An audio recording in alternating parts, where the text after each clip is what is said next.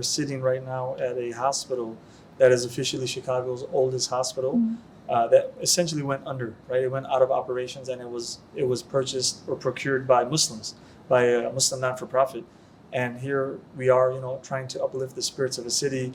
This is a safety net hospital, so at the minimum, 30% of the patients are uninsured.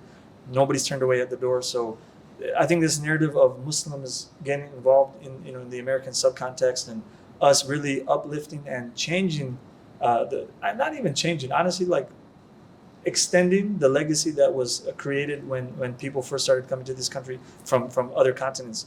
So the other question I had for you was, you brought up the religious impetus in terms of, we have certain religious mandates to be charitable, to be kind, to help others. And this is not something that we do just for like brownie points. This is who we're supposed to be at our core.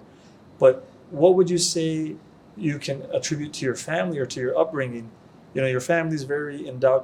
How did you define this word again? For a love of people? Oh, for the love of humanity. So why is it that the Waraich family loves humanity? Because you guys are doing a lot out there. You personally are doing a lot. So there's the religious reasons, but what reasons from maybe your childhood? What aha moments while you're at college? Yeah. So I think about if we don't know our story, we can't really tell our story to others, right? So my father-in-law, who was just an amazing individual, really was a great businessman. He created a company that did quite well.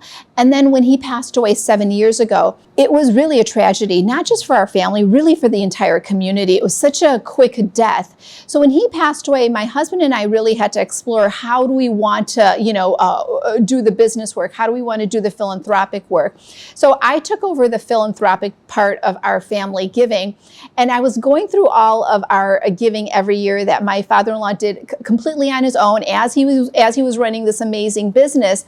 And I realized so many gaps. I realized, it's hard to manage business and philanthropy. You can do one really well, which he did business phenomenally well.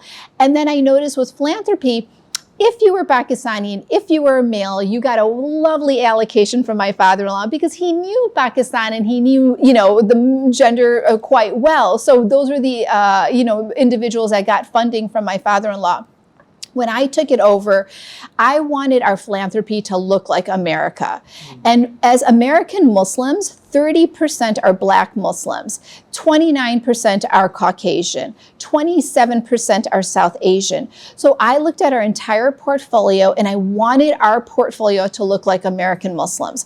So it's been 7 years that I've been on this journey, but I can honestly say when we look at our giving, 30% is going to mosques and organizations that are run by Black Muslims. And we go out there and we do the search and we make sure it's not a dog and pony show. So it's not as if I go in there and I say, oh, show me your books, let me know everything.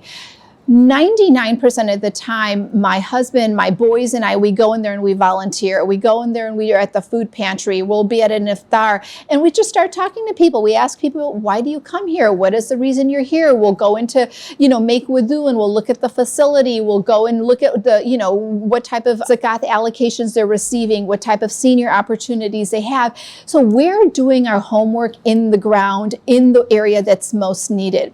When I get to nice mailers, when we get, get invited to special conversations, we're really not learning the truth about the organization. So we kind of do that work for about a year.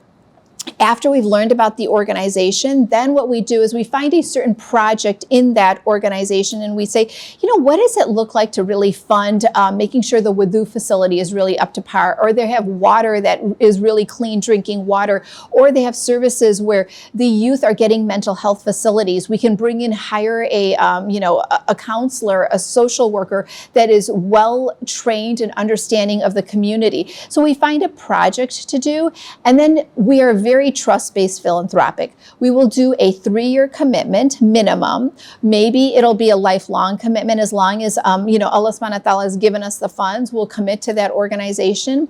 And then what we do is we also believe in asset-based communities. We go back regularly and just talk to the community and understand what the community wants. Not what we think is best for the community, but what the community wants. So there's a lot of give and take. There's a lot of understanding the organization. And then the organization organization should come to us. We've tried to build a relationship where it's not just once a year they get a check, but it's literally every couple of months, whenever there is a need for a new board member or a new staff member, or there is a new fundraising initiative, they contact us and say, Dilnaz, we're interested in this, we're interested in that. Can you help us find us a new board member? Can you help us find us this? It is a symbiotic relationship. It is not hopefully it's not too much of a power dynamic, but it's more of a symbiotic relationship.